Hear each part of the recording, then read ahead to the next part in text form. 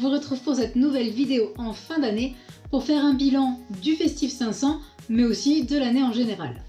Alors pour le Festif 500 tout d'abord, donc j'ai parcouru 501 km comme vous le savez si vous avez déjà regardé ma dernière vidéo.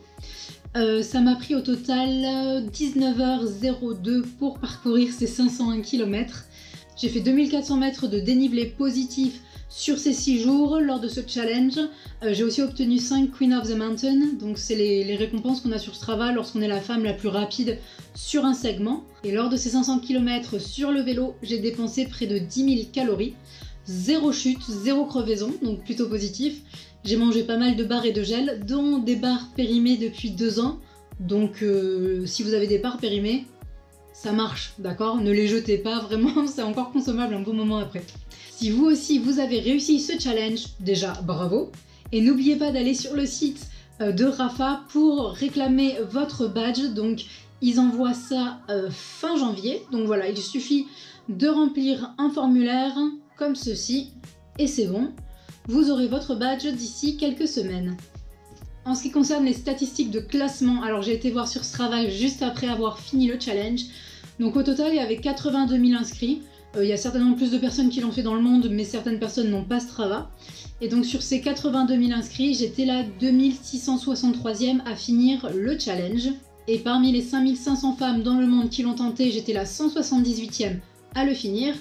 Et en France, il y avait environ 1500 participants et j'ai été la 53e à le finir en France et 3e femme française à finir ce challenge. Et comme indiqué sur le site de Rapha, chaque année, moins de 20% des personnes qui tentent le challenge le réussissent. Du coup, si vous l'avez réussi, bravo, c'est vraiment super.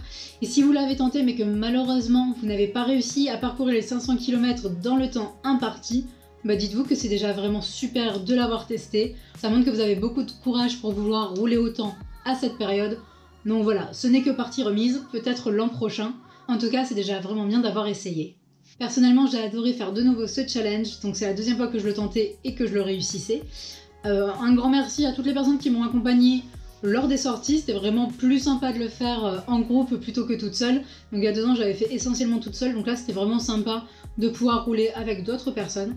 Et un grand merci à vous qui m'avez soutenu, non seulement par les commentaires sur YouTube, mais aussi sur Instagram, sur Facebook, sur Strava. Vraiment, ça m'a aidé à me motiver pour réussir ce challenge.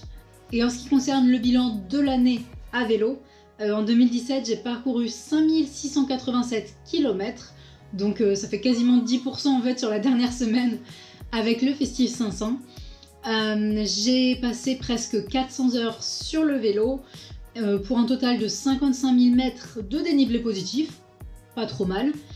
J'ai fait 112 sorties au total et ma sortie la plus longue a fait 192,5 km.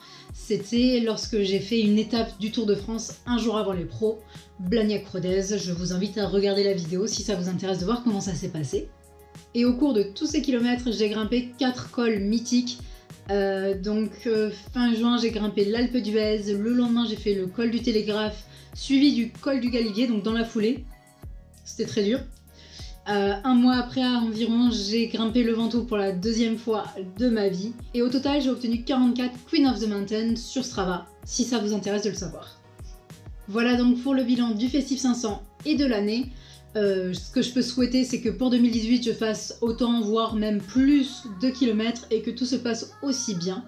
Dites-moi en commentaire combien vous avez parcouru de kilomètres cette année. Et si vous avez l'intention d'en faire plus en 2018, c'est le moment de prendre des bonnes résolutions.